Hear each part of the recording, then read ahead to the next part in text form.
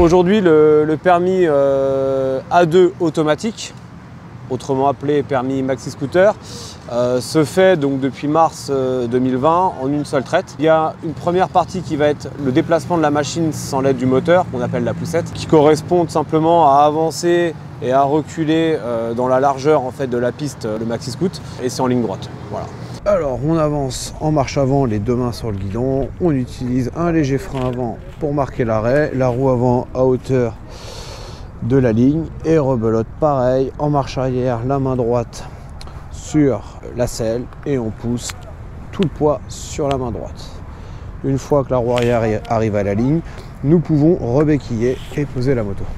Suite à ça, on va avoir une première partie qui est la maîtrise de l'engin à une allure lente. Donc là, comme avant, il n'y a pas de chronomètre. Il y a juste à faire le parcours sans poser de pied, sans renverser de cône. Les principes qui régissent le maniement d'un deux roues s'appliquent en moto et en scooter. Simplement ici, il est plus simple de gérer l'équilibre avec l'accélérateur et le frein. Et l'absence de chrono nous autorise à passer peut-être un peu plus vite et d'avoir donc plus d'équilibre.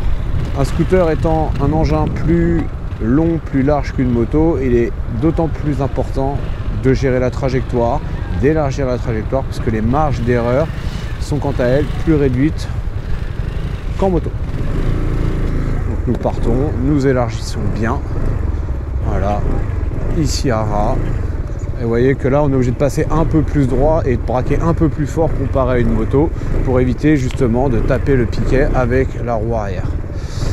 Voilà, donc comme il n'y a pas de chrono, on peut repartir assez rapidement, on n'est pas obligé d'être lent.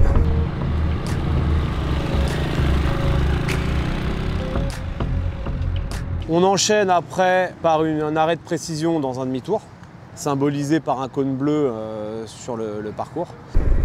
Et là, comme le poids d'un maxi scoot est beaucoup plus élevé que celui d'une moto, je dirais moyenne, avec laquelle on passe le permis, il est beaucoup plus important d'arriver doucement et d'utiliser les deux freins.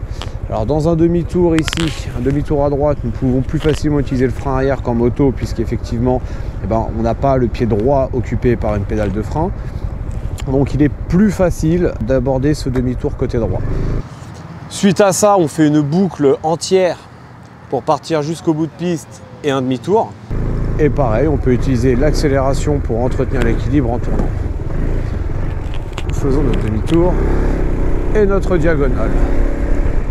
Voilà.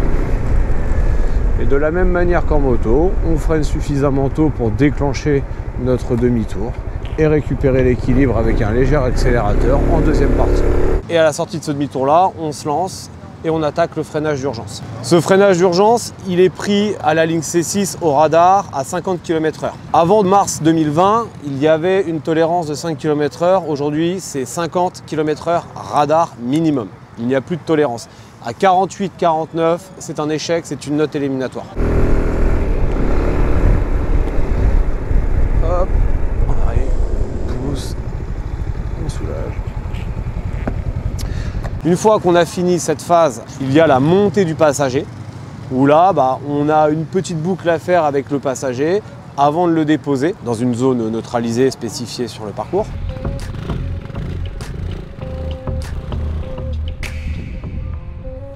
Nous faisons notre demi-tour, toujours en menant bien frôler la ligne et en s'assurant que la roue avant est vraiment assez proche du cône extérieur pour éviter de taper le cône intérieur avec l'ensemble transmission roue arrière. Et suite à ça, on attaque le slalom et l'évitement. Donc le slalom, on nous demande une vitesse de 40 km/h radar minimum, sans marge de tolérance comme il se faisait avant. Et à l'évitement, il nous est demandé une vitesse de 50 km/h, mais là, la marge de 5 km/h est encore bonne. Donc à partir de 45 radar, l'évitement, s'il est réalisé sans renverser de cône, est accepté. Comme en moto, nous établissons une trajectoire en montant progressivement l'allure. Comme en moto, nous arrivons à une allure modérée au premier cône, aux alentours de 30 à l'heure, et nous accélérons progressivement. Nous montons progressivement à notre rythme jusqu'au troisième à 40-42 compteurs pour une vitesse radar de 40 minimum. Donc on établit notre trajectoire en accélérant de plus en plus fort.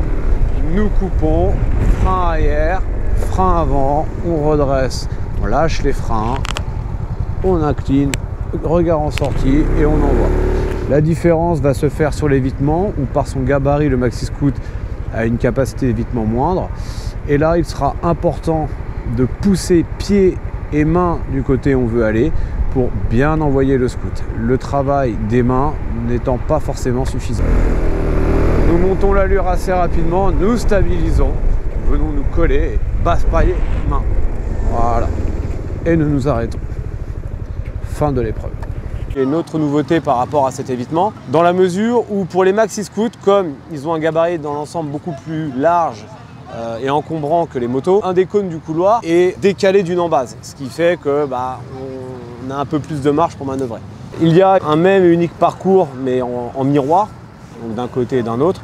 Et ce qui va définir le sens qu'on va effectuer le jour de l'examen, c'est un tirage au sort réalisé par l'inspecteur et un candidat.